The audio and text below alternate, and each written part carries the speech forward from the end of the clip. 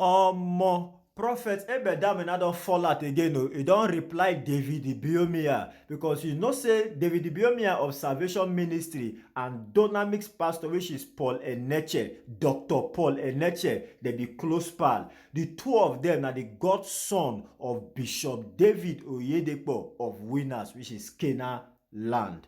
Now, Prophet Damina say na him groom Dr. Paul Enenche of Dynamics. In fact, when Dr. Paul Enenche wan go for a ministerial course for abroad, na him Prophet ABEL DAMINA na him Paul Enenche come meet. Na he advise him and his wife make dem go for that pastoral course instead of their doctorate degree. Say Dr. Paul Enenche get calling for the pastoral line.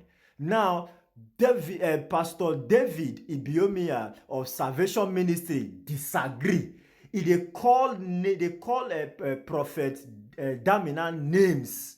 I want play na this video now. In fact, I play na video by myself. Make now watch, listen to wetin ABEL DAMINA reply David Ibiomia, and make you still watch wetin Dr. Paul Enenche talk, and also wetin David Ibiomia talk about this word wey Prophet Damina talk. Watch this video, comment, like, and share this video.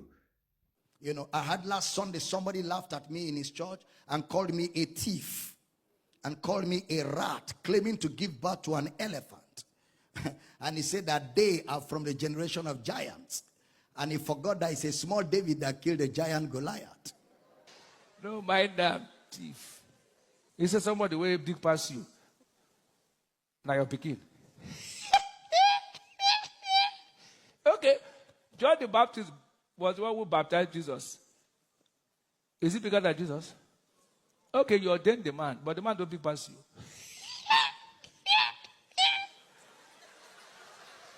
As a man of God who's heavily jealous of his boy under him. When I see him preaching, I say, this man has gone into bitterness. Many of you don't know. That man was at the top. But he sees small boys rise up, so the thing, he can't stand it. Then the video went out within the week, and he discovered that the person is calling a giant actually was given birth to by the rat. And now they are quiet because they don't know which other videos are lined up to be released. The reason why we release the video is because they say I was lying. And it's important for me as a leader to show that I was not lying.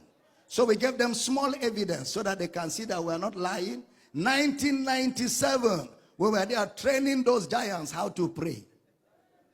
1997, the video is in circulation. And we have more evidence. I'm just waiting. Let them just come out again. Then they will see fire. Some of them say I abuse fathers. But them that are talking, when I started preaching, they were not born again. So I'm a father to them when it comes to ministry. But they are abusing me rat. They are calling me rat. No problem. We will not deal with the abuse. Let's deal with the matter. They said that is a shame that they brag about houses. They brag about ministerial success, to be congregation size, to be cars, estates, money. And they say because they have all of that, me, I don't have that. I'm a failure and they're a success. So their definition of ministerial success is based on material acquisition. And they forget that Jesus said, beware of covetousness. A man's life does not consist in the abundance of things that he possesses. I feel like I'm teaching now. A man is not defined by car and house and money and clothes.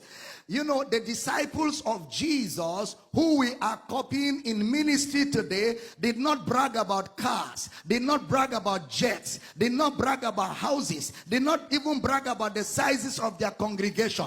The only thing they brag about was Christ. Christ is our treasure. That is what we have. And if a man of God who is supposed to be happy that he has Jesus is not satisfied with Jesus, is defining himself by car and house and money and all of that, he is too carnal for anybody to model him. He is far from the truth of the gospel, and is a bad model for ministers of the gospel. Luke 12:15. And he said unto them, Take heed and beware of covetousness, for a man's life consisteth not in the abundance of the things which he possesseth. Give me the message of that Luke chapter 12. Speaking to the people, he went on, Take care, protect yourself against the least bit of greed.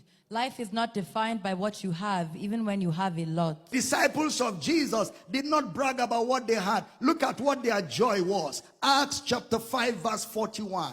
And they departed from the presence of the council, rejoicing that they were counted worthy to suffer shame for his name. What shame? They were persecuted for preaching Christ. I'm not ashamed of the gospel of Christ, brother.